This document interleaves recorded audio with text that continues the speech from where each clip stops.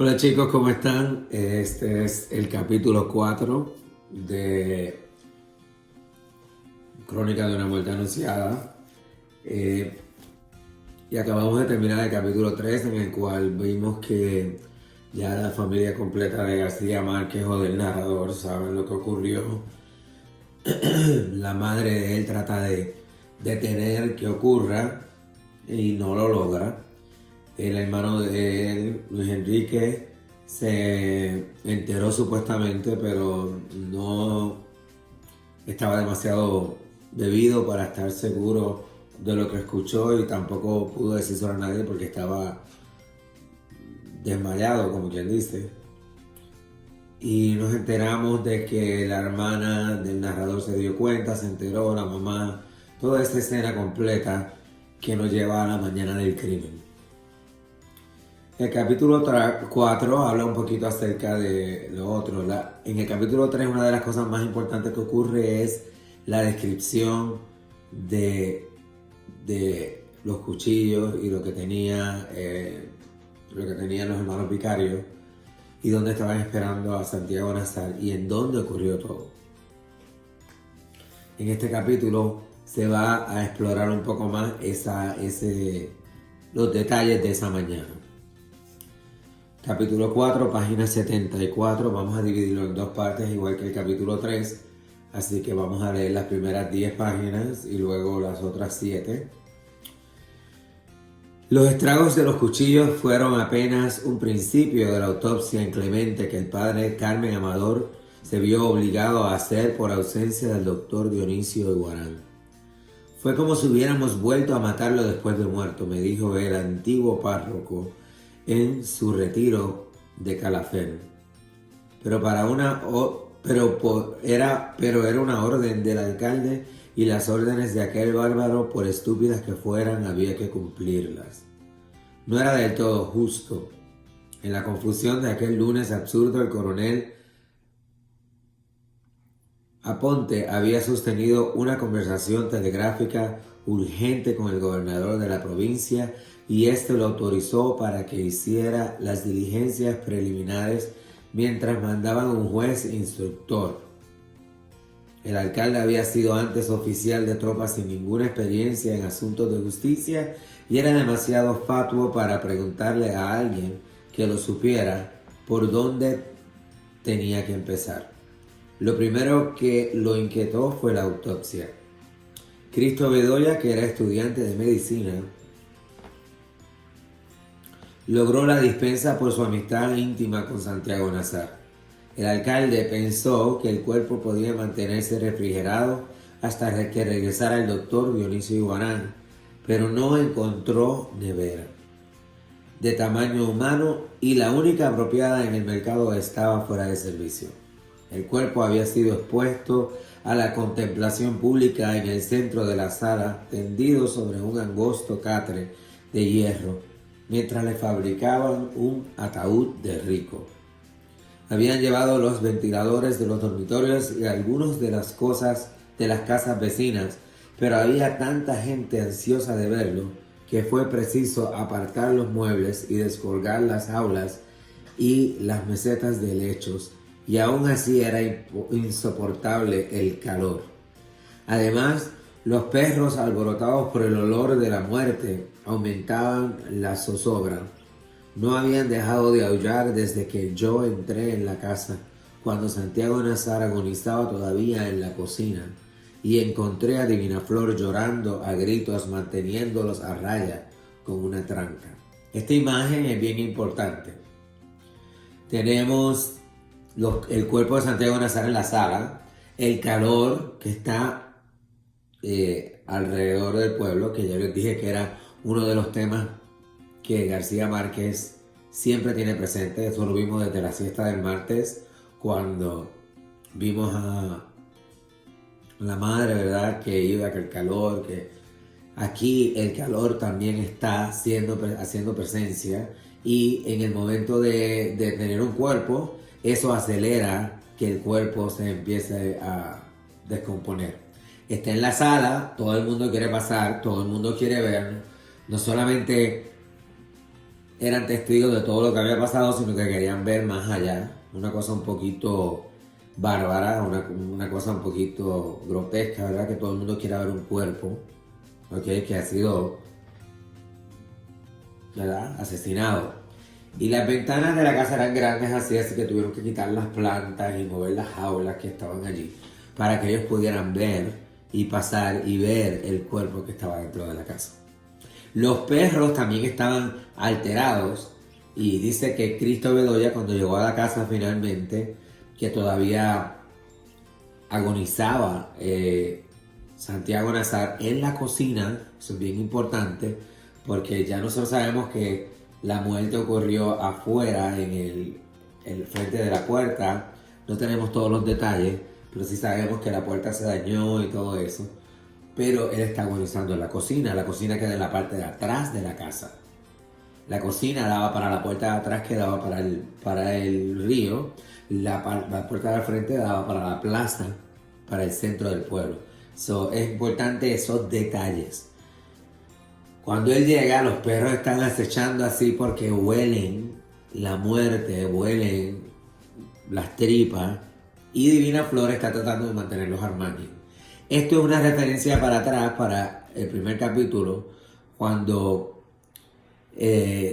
Santiago Nazar bajó a tomar el café antes de irse a ver al obispo y Victoria Guzmán está cortando los conejos y le está tirando las tripas, las vísceras a los perros.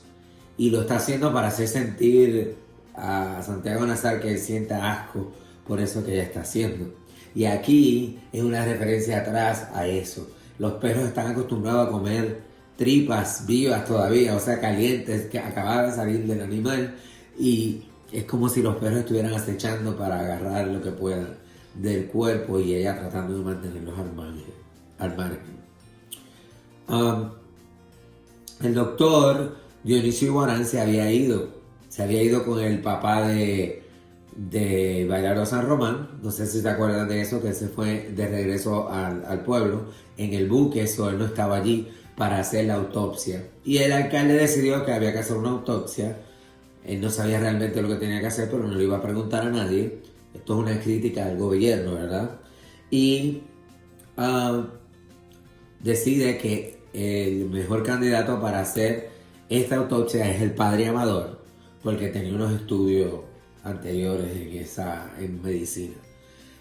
Dionisio Iguarán no estaba, Cristo Bedoya, el amigo de Santiago, no la quiso hacer porque era su amigo, ¿verdad? No quería hacer la autopsia. Ustedes saben que la autopsia, el cuerpo completo lo cortan así por aquí, lo cortan por el centro y vuelven y abren el cuerpo completo y tienen que ir sacando los órganos. Es algo bastante feito. ¿Ok? Ayúdeme, me gritó, estamos en la línea 9 o 8, que lo que quieren es comerse las tripas. Los encerramos con candado en las pesebreras. Plácida Linero ordenó más tarde que los llevaran a algún lugar apartado hasta después del entierro.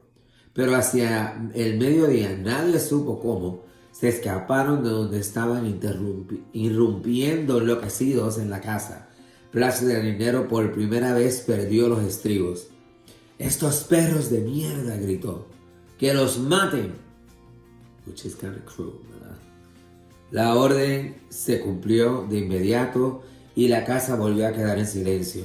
Hasta entonces no había temor alguno por el estado del cuerpo. La cara había quedado intacta con la misma expresión que tenía cuando cantaba, y Cristo Bedoya le había vuelto a colocar las vísceras en su lugar y lo había fajado con una banda de lienzo. Sin embargo, en la tarde empezaron a manar de las heridas unas aguas color almíbar que atrajeron a las moscas, y una mancha morada le apareció en el bozo y se extendió muy despacio como la sombra de una nube en el agua hasta la raíz del cabello. La cara, que siempre fue indulgente, adquirió una expresión de enemigo y su madre se la cubrió con un pañuelo. El coronel Aponte aprendió entonces que ya no era posible esperar y le ordenó al padre Amador que practicara la autopsia. Habría sido peor desenterrarlo después de una semana, dijo. El párroco había hecho la carrera de medicina y cirugía en Salamanca, pero ingresó en el seminario sin graduarse y hasta el alcalde sabía que su autopsia carecía de valor legal. Sin embargo, hizo cumplir la orden. El alcalde decide que el padre Amador haga la autopsia porque él había estudiado medicina, aunque nunca lo terminó. Y todavía el juez instructor, o sea, la persona que viene como el fiscal, the district attorney que viene a investigar, no había llegado todavía. Así que él decide, ya el cuerpo está emanando pus, una solución almíbar. Él le había puesto las vísceras, o sea, las tripas, se las había metido para adentro. Lo había fajado, le había puesto una tela para fajarlo, pero ya estaba emanando. O sea, se estaba empezando a podrir el cadáver. Y salió un hematoma en la cara que ya no lo dejaba verse como de guapo que era él. Y en el momento de su muerte, como había quedado. Así que todo esto es otra vez elementos de realismo mágico tratando de crear esa imagen, ese lenguaje figurativo que te deja ver el cuerpo ahí y lo puedes percibir.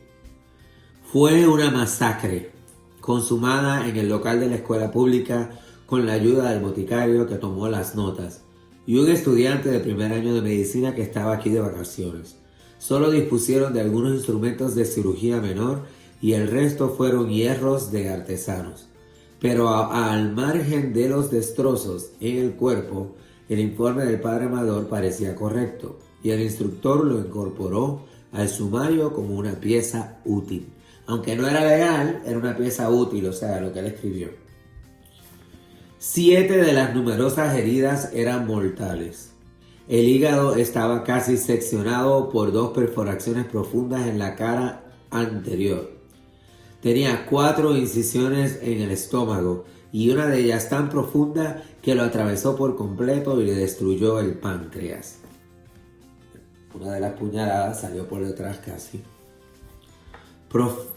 Tenía otras 6 perforaciones menores en el colon traverso, o sea que tuvo perforaciones múltiples heridas en el intestino delgado, la única que tenía en el dorso a la altura de la tercera vértebra lumbar. Le había perforado el riñón derecho, la cavidad abdominal estaba ocupada por grandes témpanos de sangre y entre el lodazal, si se ponen a pensar que puede ser el lodo, pupú, el lodazal de contenido gástrico apareció una medalla de oro de la Virgen del Carmen que Santiago Nazar se había tragado a la edad de 4 años.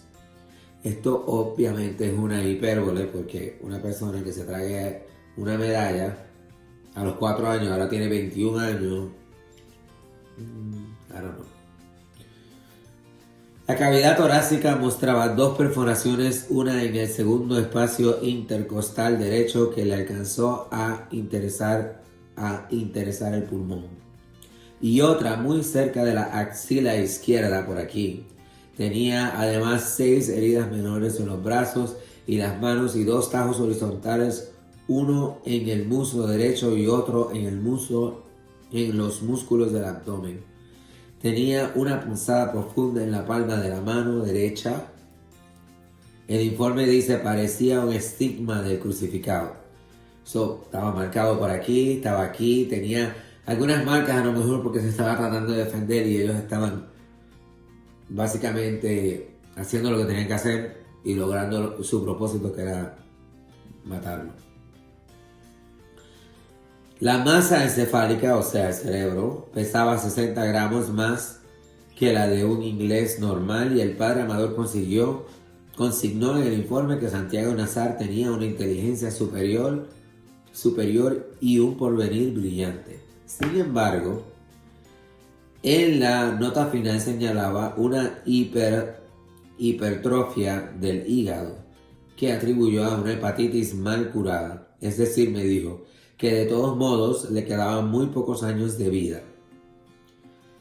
Esto es lo que él tuvo una hepatitis, no se la curaron bien y al él ver cómo está el hígado piensa que no le quedaba mucho tiempo de vida, pero en realidad sí le quedaba, y el doctor nos va a aclarar que la pronóstico o lo que dijo el alcalde no estaba correcto. El doctor Dionisio de Guarán, que en efecto había tratado una hepatitis a Santiago Nazar a los 12 años, recordaba indignado aquella autopsia. Tenía que ser cura para ser tan bruto, me dijo. No hubo manera de hacerle entender nunca que la gente del trópico tenemos el hígado más grande que los gallegos. El informe concluía que la causa de la muerte fue una hemorragia masiva ocasionada por cualquiera de las 7 heridas mayores. Al final de toda la autopsia, descubrieron que había muerto porque tuvo una hemorragia, mucha sangre que salió, y eso lo mató. No, ellos necesitaban hacer una autopsia para saber esto. Y inclusive las autopsias mayormente se hacen cuando una persona quiere descubrir la causa de la muerte. Así que a lo mejor el coronel Aponte decidió hacer esto para cubrir su responsabilidad, pero en realidad era necesaria una autopsia cuando todo el mundo vio cómo fue exactamente que él murió. Maybe not so much. Nos devolvieron un cuerpo distinto. La mitad del cráneo había sido destrozado con la trepanación, y el rostro de galán que la muerte había preservado acabó de perder su identidad. Además, el párroco había arrancado de cuajo las vísceras destazadas, pero al final no supo qué hacer con ellas y las impartió una bendición de rabia y las tiró en el balde de la basura. Algunas de las tripas que le sacó las tiró en la basura. A los últimos curiosos asomados en las ventanas de la escuela pública se les acabó la curiosidad. El ayudante se desvaneció y el coronel Lázaro Aponte, que había visto y causado tantas masacres de represión, terminó por ser vegetariano, además de espiritista.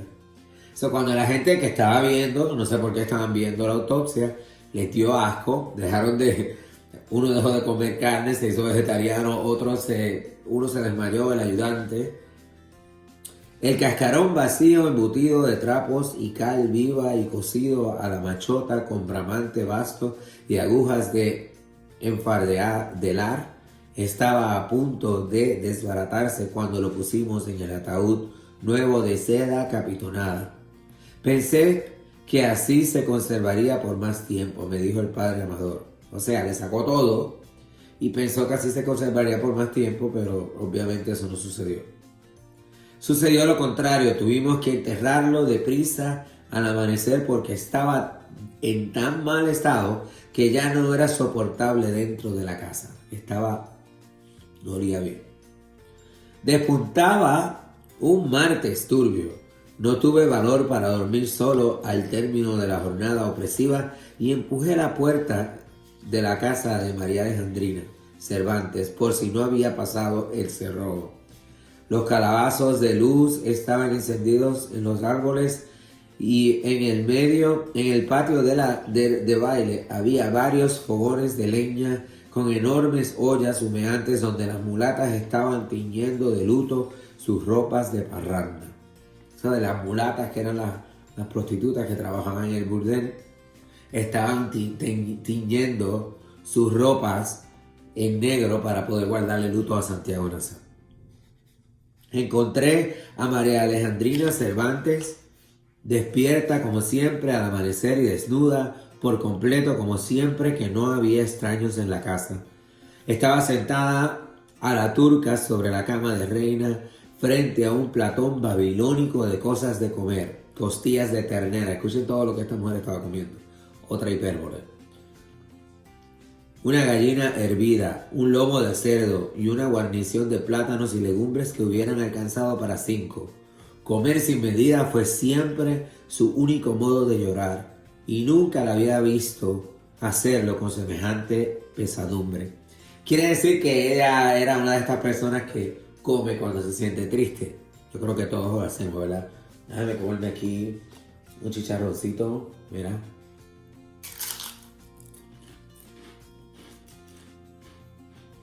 Para pensar.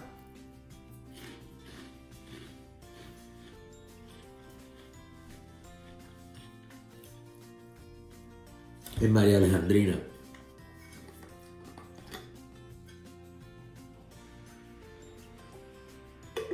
Quiere decir que ella estaba ahogando sus penas, comiendo, como estamos haciendo mucho de lo que estamos en la casa, ¿verdad? Y no encontramos a veces qué hacer y vamos y terminamos siempre en la cocina buscando qué comer.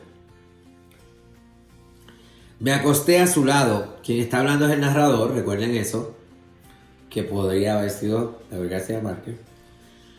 Me acosté a su lado vestido sin hablar apenas y llorando yo también a mi modo. Pensaba en la ferocidad del destino de Santiago Nazar, que le había cobrado 20 años de dicha, no solo con la muerte, sino además con el descuartizamiento del cuerpo y con su dispersión y exterminio. Soñé que una mujer entraba en el cuarto con una niña en brazos y que ésta ronzaba sin tomar aliento y los gramos de maíz a medio mascar le caían en el corpiño. La mujer me dijo: ella mastica a la topa tolondra, un poco al desgaire, un poco al desgariete. De pronto sentí los dedos ansiosos que me soltaban los botones de la camisa y sentí el olor peligroso de la bestia de amor acostada a mis espaldas. Y sentí que me hundía en las delicias de las arenas movedizas de su ternura. Pero se detuvo de golpe, tosió desde muy lejos y se escurrió de mi vida.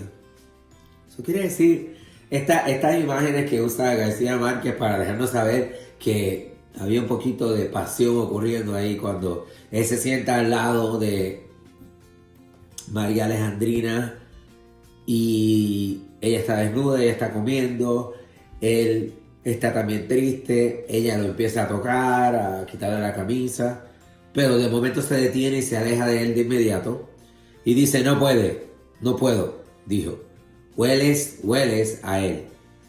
No solo yo, todo siguió oliendo a Santiago Nazar aquel día. Hipérbole, exageración. Los hermanos vicarios lo sintieron en el calabozo, o sea, en la cárcel, donde los encerró el alcalde mientras se les ocurría qué hacer con ellos. Por más que me restregaba con jabón y estropajo, no podía quitarme el olor, me dijo Pedro Vicario. Llevaban 3 noches sin dormir, pero no podían descansar porque tan pronto como empezaban a dormirse volvían a cometer el crimen. Ya casi viejo, tratando de explicarme su estado de aquel día interminable, Pablo Vicario me dijo sin ningún esfuerzo: era como estar despierto 2 veces.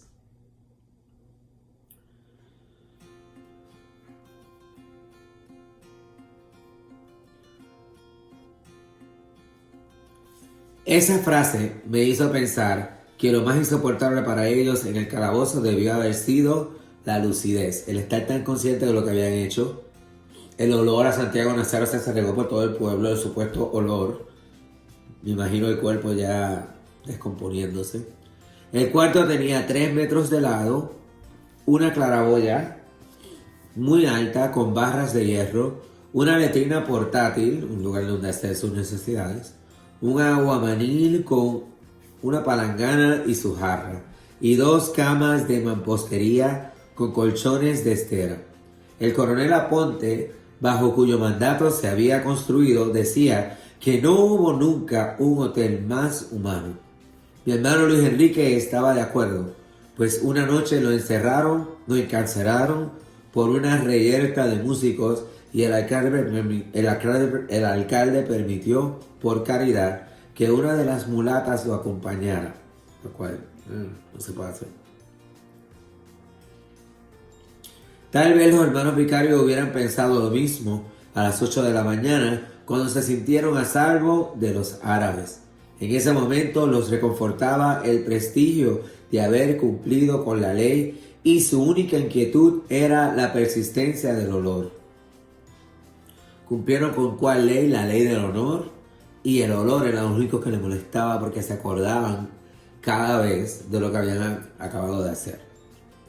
Pidieron agua abundante, jabón de monte y estropajo, y se lavaron la sangre de los brazos y de la cara, y lavaron además las camisas, pero no lograron descansar. Pedro Vicario pidió también sus purgaciones y diuréticos y un rollo de gasa estéril para cambiarse la venda, y pudo orinar 2 veces durante la mañana. Sin embargo, la vida se le fue haciendo tan difícil a medida que avanzaba el día que el olor pasó a segundo lugar. A las 2 de la tarde, cuando hubiera podido fundirlos la modorra del calor, Pedro Vicario estaba tan cansado que no podía permanecer tendido en la cama, pero el mismo cansancio le impedía mantenerse de pie. El dolor de las ingles le llegaba hasta el cuello. Se le cerró la orina y padeció la certidumbre espantosa de que no volvería a dormir en el resto de su vida.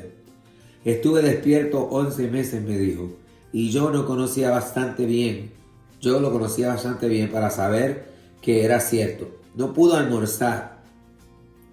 Pablo Vicario, por su parte, comió un poco de cada cosa que le llevaron, y un cuarto de hora después se desató en una colerina. Pueden mirar abajo, es diarrea pestilente. A las 6 de la tarde, mientras le hacían la autopsia al cadáver de Santiago Nazar, el alcalde fue llamado de urgencia porque Pedro Vicario estaba convencido de que habían envenenado a su hermano. Me estaba yendo en aguas, me dijo Pablo Vicario, y no podíamos quitarnos la idea de que eran vainas de los turcos, o sea, de los árabes. Recuérdense que Santiago era árabe, su papá también. Los turcos no estaban muy felices, los árabes no estaban muy felices. Hasta entonces habían desbordado 2 veces la letrina portátil y el guardián de vista lo había llevado otras 6 al retrete de la alcaldía. Allí encontró al coronel Aponte encañonado por la guardia en el excusado sin puertas. Ahí lo encontró. Y desaguándose con tanta fluidez que no era absurdo pensar en el veneno. O sea, que tenía tanta diarrea que habían policías ahí apuntándole al lado de él, pero no podía pararse. Esto es otra vez grotesco. Pero lo descartaron de inmediato cuando se estableció que solo había bebido el agua y comido el almuerzo que les mandó Pura Vicario, su madre. No obstante, el alcalde quedó tan impresionado que se llevó a los presos para su casa con una custodia especial hasta que vino el juez de instrucción y los trasladó al panóptico de Riohacha.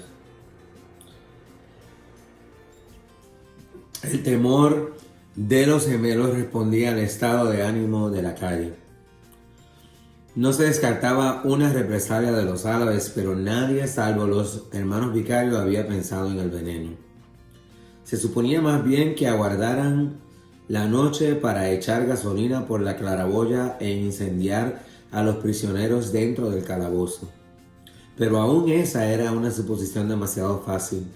Los árabes constituían una comunidad de inmigrantes pacíficos que se establecieron a principios del siglo en los pueblos del Caribe, aún en los más remotos y pobres, y allí se quedaron vendiendo trapos de colores y baratijas de feria. Eran unidos, laboriosos y católicos. Se casaban entre ellos, importaban su trigo, criaban corderos en los patios y cultivaban el orégano y la berenjena, y su única pasión tormentosa eran los juegos de barajas. Los mayores siguieron hablando el árabe rural que trajeron de su tierra y lo conservaron intacto en familia hasta la segunda generación, pero los de la tercera, que con la excepción de Santiago Nazar, les oían a sus padres en árabe y les contestaban en castellano. De modo que no era concebible que fueran a alterar de pronto su espíritu pastoral para vengar una muerte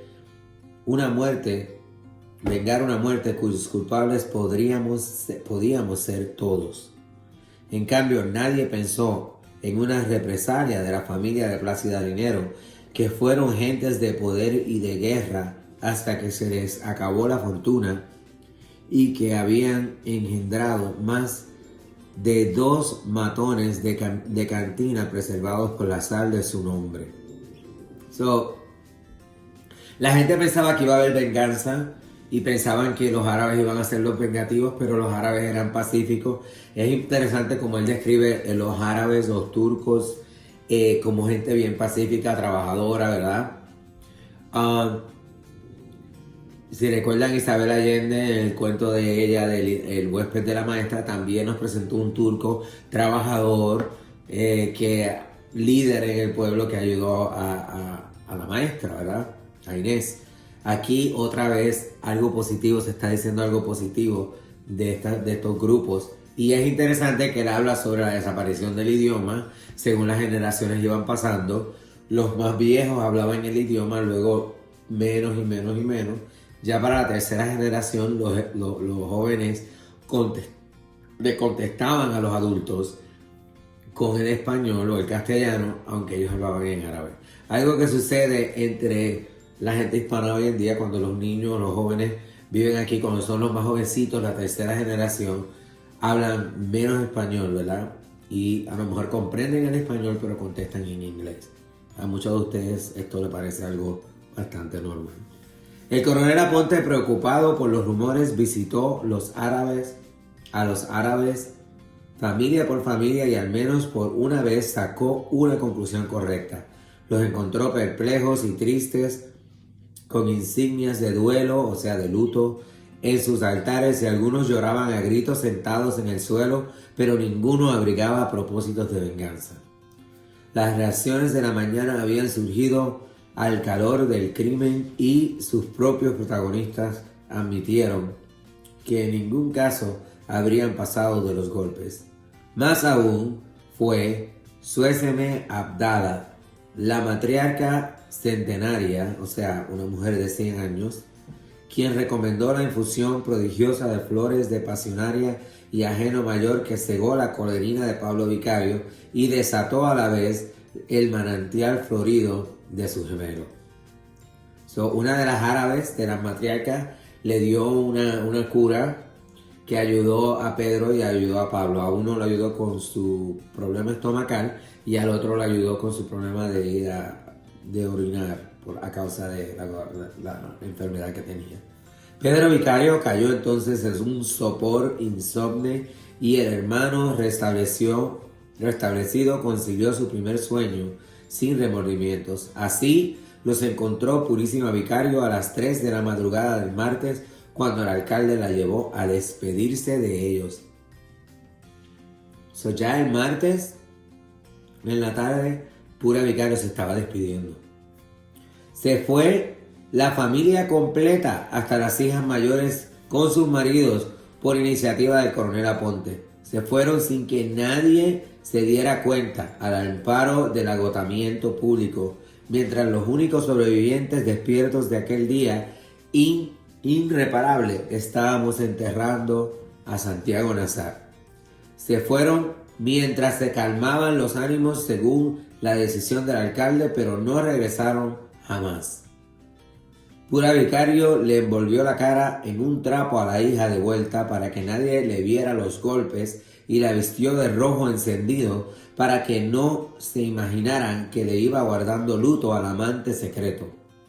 Antes de irse le pidió al padre Amador que confesara a los hijos en la cárcel, pero Pedro Vicario se negó y convenció al hermano de que no tenían nada de qué arrepentirse. Se quedaron solos y el día del traslado a Riohacha estaban tan repuestos y convencidos de su razón que no quisieron ser sacados de noche como hicieron con la familia, sino a pleno sol y con su propia cara. Poncio Vicario, el padre, murió poco después. Se lo llevó la pena moral, me dijo Ángela Vicario. El padre murió a causa de verdad la vergüenza de lo que la hija había hecho. La familia entera se fue esa misma noche, el martes, eso un par de días después del crimen, por recomendación del alcalde.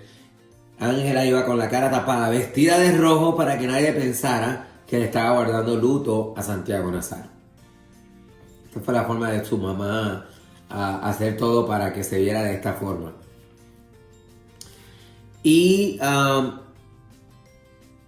Los vicarios, cuando fueron trasladados a Riohacha, que es la ciudad grande, se fueron con su carita hacia el aire, muy orgullosos, con toda la razón del mundo, pensando que ellos tenían la razón de haber hecho lo que hicieron. No estaban arrepentidos. Cuando los gemelos fueron absueltos, o sea que salieron libres, absueltos, aunque hicieron este crimen frente a todo el mundo, se quedaron en Riohacha a solo un día de viaje de Manaure, donde vivía la familia. Allá fue Prudencia Cotes a casarse con Pablo Vicario, que aprendió el oficio del oro en el taller de su padre y llegó a ser un orfebre depurado. Pedro Vicario, sin amor ni empleo, se reintegró 3 años después a las Fuerzas Armadas, mereció las insignias de sargento primero y una mañana espléndida su patrulla se internó en territorio de guerrillas cantando canciones de putas y nunca más se supo de ellos.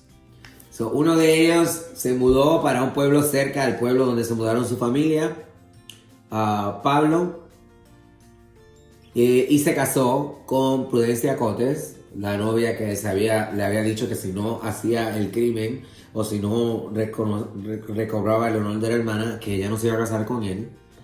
Y el otro se regresó a las Fuerzas Armadas y en uno de los ataques entraron en territorio de las guerrillas y ahí nunca más se supo de él.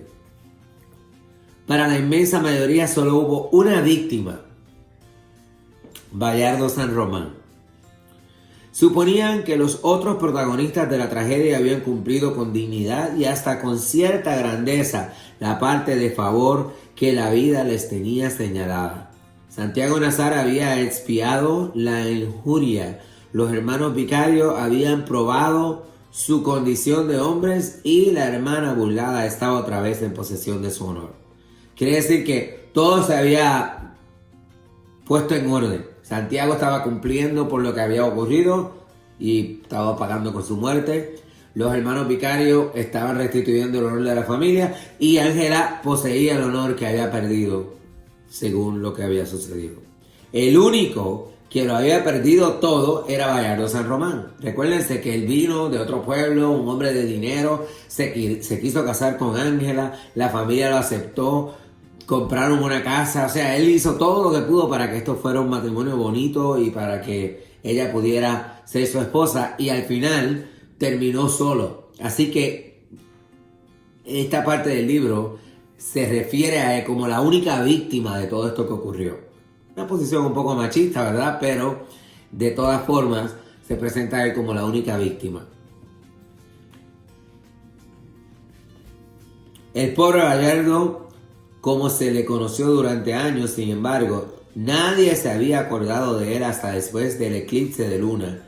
El sábado siguiente, cuando el viudo de Zeus le contó al alcalde que había visto un pájaro fosforescente aleteando sobre su antigua casa y pensaba que era el ánima, o sea, el alma de la esposa que andaba reclamando lo suyo.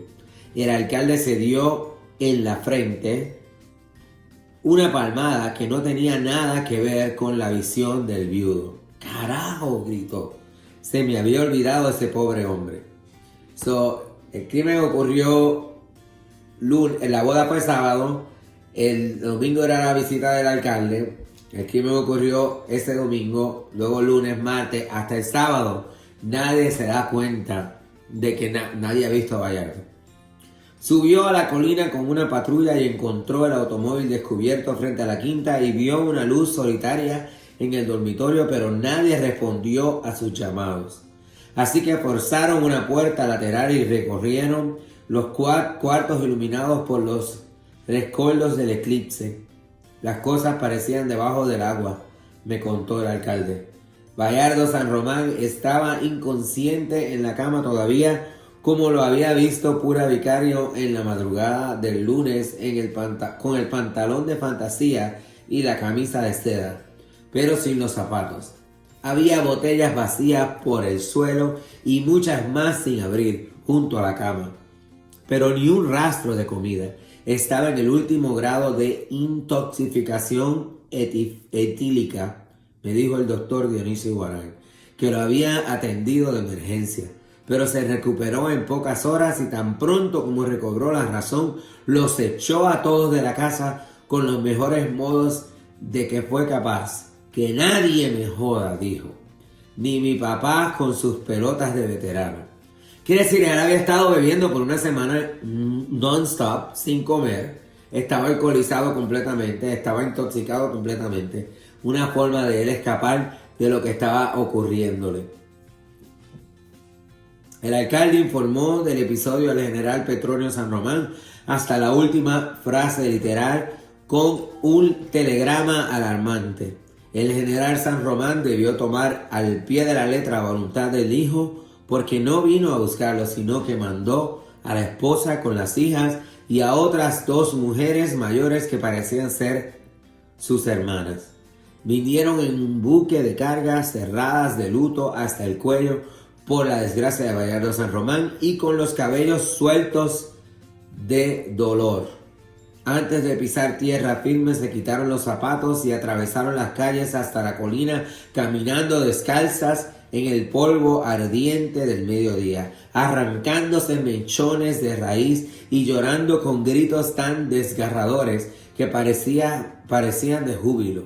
Yo las vi pasar desde el balcón de Magdalena Oliver y recuerdo haber pensado que un desconsuelo como ese solo podía fingirse para ocultar otras vergüenzas mayores. Estaban y caminando descalza y haciendo todo este show, ¿verdad? Para demostrar el dolor que sentían por lo que le había ocurrido al hermano.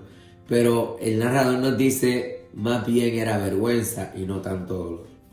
El coronel Lázaro Aponte las acompañó a la casa de la colina y luego subió el doctor Dionisio Iguarán en su mula de urgencias. Cuando se alivió el sol, 2 hombres del municipio bajaron a Bayardo San Román en una hamaca colgada de un palo, tapado hasta la cabeza con una manta, y con el séquito de plañideras, Magdalena Oliver creyó que estaba muerto. «Colón de Dieu», exclamó, «qué desperdicio». Estaba otra vez postrado por el alcohol, pero costaba creer que lo llevaran vivo porque el brazo derecho le iba arrastrando por el suelo y tan pronto como la madre se lo ponía dentro de la hamaca, se le volvía a descolgar de modo que dejó un rastro en la tierra desde la cornisa del precipicio hasta la plataforma del buque. Eso fue lo último que nos quedó de él, un recuerdo de víctima. Vamos a parar en la página 84, el primer parrafito arriba. Esta va a ser la primera parte del capítulo 4 que vamos a estar leyendo. Les voy a pedir que se muevan a la página 91 donde tienen las preguntas